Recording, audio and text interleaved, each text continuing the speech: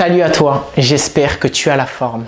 Aujourd'hui, je vais te partager 12 clés pour avoir confiance en toi.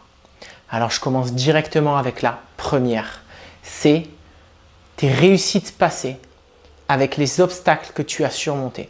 Tu as sûrement déjà eu des réussites dans ta vie ou tu as dû surmonter des obstacles.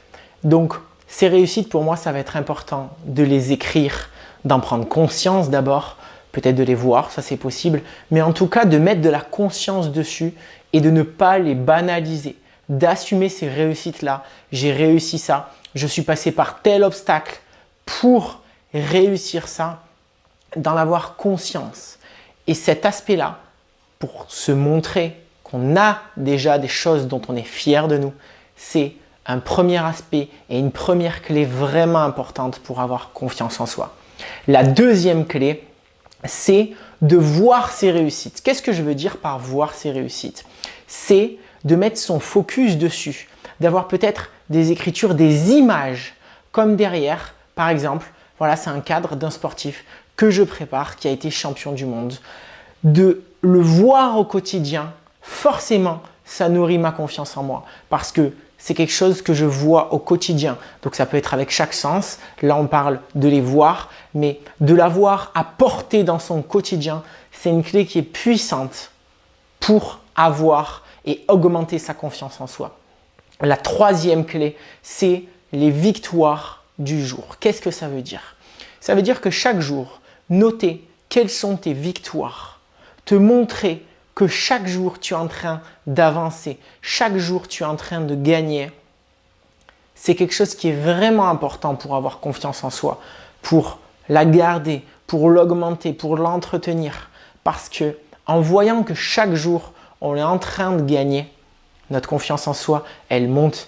Et en fait, notre bibliothèque d'événements, de réussites, de victoires grandit tous les jours et donc notre confiance grandit tous les jours.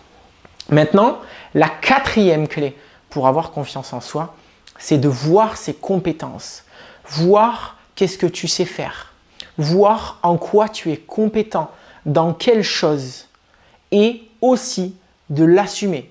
Je sais faire cette chose-là, je suis fort dans telle chose, j'ai telle compétence. C'est important pour avoir confiance en soi. Ensuite, la cinquième clé, c'est d'apprendre de nouvelles compétences. Parce que c'est super d'avoir des compétences, mais c'est important d'apprendre de nouvelles compétences parce que ça va monter ta confiance en toi sur telles compétences que peut-être tu n'avais pas ou que tu n'avais pas assez développées et donc qui fait que tu pouvais manquer de confiance en toi parce que tu ne savais pas faire cette chose-là, que tu n'avais pas telle compétence.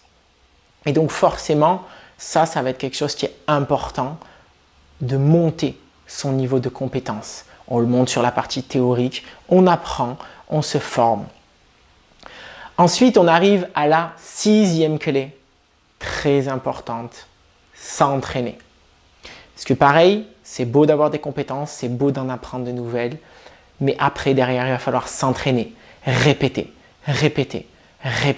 et devenir meilleur de jour en jour.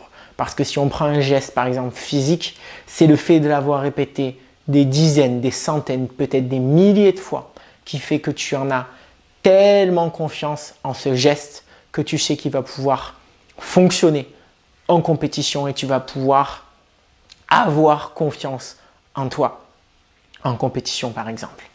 Ensuite, la septième clé, justement c'est une croyance, c'est de casser les croyances limitantes, casser ces croyances limitantes. Parce que peut-être qu'aujourd'hui, tu as des croyances qui te limitent, qui font que tu n'arrives pas à avoir confiance en toi, tu n'arrives pas à monter ta confiance en toi et que telle ou telle croyance est ancrée et tu crois à ces choses, à cette chose qui te limite et que à cause de ça, tu n'arrives pas à avoir confiance en toi. Et donc, tant que ces croyances-là ne sont pas cassées, mais tu ne réussiras pas à avoir confiance en toi. Et donc, c'est pour ça que c'est important de casser ces croyances limitantes.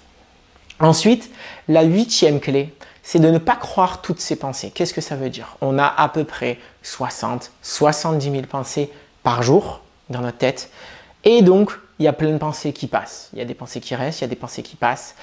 Et c'est pas quand il y a juste une pensée qui passe peut-être juste une fois, la croire. C'est peut-être pas ça qu'il y a à faire. Parce que cette pensée, elle est peut-être juste passée et c'est OK. Et il y a une phrase qui est importante pour moi, c'est « Je ne suis pas mes pensées ». C'est pas parce que telle pensée est partie que ça veut dire que tu es cette pensée. Tu as peut-être une pensée de « je suis nul » qui est passée, ça ne veut pas dire que tu es nul. Ça veut juste dire que cette pensée est passée. Et le but, ce n'est pas forcément de s'attarder dessus et d'y croire. Ensuite, la 9e clé pour avoir confiance en soi, c'est de choisir de croire ou non. Qu'est-ce que ça veut dire? Ça veut dire que déjà, dans un premier temps, il y a dans notre tête des croyances et même avant ça, des pensées qu'on a dans notre tête. Et donc, ces pensées passent. On n'est pas obligé d'y croire. Et une deuxième chose, quand on nous dit quelque chose, que quelqu'un nous dit quelque chose, on n'est pas obligé d'y croire aussi. Ça veut dire que si quelqu'un nous dit « tu es nul dans telle chose », ça ne veut pas dire que c'est vrai. Ça ne veut pas dire qu'on doit le croire. C'est sa perception. Et je décide, tu décides de croire ou non à ce qui se passe et les pensées qui passent dans ta tête, ou ce que ton entourage, ce que les gens autour de toi vont pouvoir te dire, qui n'est pas forcément la vérité et qui n'est pas forcément ce que tu vas croire. Ensuite, la 10e clé pour avoir confiance en soi, c'est se répéter des phrases. Ce qu'il faut savoir, c'est qu'une croyance s'ancre avec l'intensité et la répétition. Et donc, le fait de se répéter des phrases, se les répéter encore, des phrases qu'on a envie d'entendre, des phrases qu'on a envie de se répéter, qu'on a envie du coup de croire pour le coup, et d'ancrer ces choses-là, ça permet d'avoir de plus en plus confiance en soi. Parce que au bout d'un moment, cette pensée, cette phrase qui se répète devient une croyance. Et donc, si ça devient une croyance, ça va monter notre confiance en nous parce qu'on a choisi cette pensée, cette croyance qu'on veut croire. Ensuite, la 11e clé pour avoir confiance en soi, c'est d'avoir confiance en la vie. Parce que, qu'est-ce que ça veut dire? Il y a plein de choses dans la vie qu'on maîtrise. Et il y a aussi des choses qu'on ne maîtrise pas, qu'on ne peut pas maîtriser, comme par exemple la météo. Il y a d'autres choses, mais c'est un exemple. Et c'est juste se dire que j'ai confiance en la vie dans le sens où je ne peux pas tout maîtriser parce qu'il y a des choses qui sont hors de mon contrôle. Et donc, j'ai confiance en la vie. Il y en a qui vont avoir cette confiance au niveau et ces croyances au niveau religieux, mais ce n'est pas forcément que au niveau religieux, mais c'est vraiment avoir une croyance, une confiance en la vie, en l'univers, on appelle ça comme on veut, et se dire que je ne peux pas tout contrôler. Mais ce n'est pas parce que je ne peux pas contrôler que ça ne peut pas aller dans mon sens. Et donc, c'est en ça que j'appelle la confiance en la vie. Et la dernière, et donc la 12e clé pour avoir confiance en toi, c'est d'être toi-même. C'est quelque chose qui est vraiment important. C'est important de s'inspirer d'autres personnes. Par contre, on n'est pas une autre personne. Donc, on va pouvoir s'inspirer d'autres personnes, mais derrière, il va falloir faire les choses à notre manière. Parce qu'on a une personnalité différente, on a une identité différente. Et donc, le faire à sa manière, c'est comme ça qu'on va avoir confiance en nous. Parce qu'on le fait à notre manière, par rapport à notre personnalité, par rapport à comment on est. Et forcément, on a plus de confiance en nous quand on le fait de cette manière-là, plutôt quand on essaye de faire comme quelqu'un d'autre qui est différent de nous et qui est aussi unique, comme nous aussi, on est unique. Voilà, c'était donc les 12 clés pour avoir confiance en toi.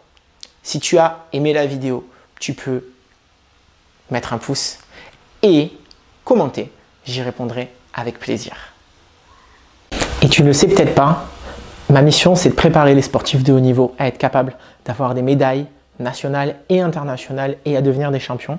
J'ai travaillé avec 22 sports différents et ces sportifs-là, ils ont obtenu 3 titres de champion du monde, 11 médailles internationales et ont fait 2 finales olympiques à Paris, aux Jeux Olympiques. Et sur ces dernières années, j'ai interviewé 100 médaillés internationaux sur les championnats d'Europe, les championnats du monde, les Jeux olympiques. Et sur ces 100 champions, il y a 44 champions d'Europe, 32 champions du monde, 10 médaillés olympiques et aussi Alain Bernard qui est double champion olympique en natation. Sur ces 100 interviews, ils m'ont partagé les facteurs les plus importants qui ont contribué à leur médaille et j'ai synthétisé ça en 5 piliers de l'excellence sportive inspirés de 100 médaillés internationaux. Donc si tu souhaites connaître ces 5 piliers de l'excellence sportive ou qu'on travaille ensemble sur la préparation mentale, la préparation physique, tu as juste à m'envoyer un message privé sur Instagram, axel.depasquale. Le lien est dans la description.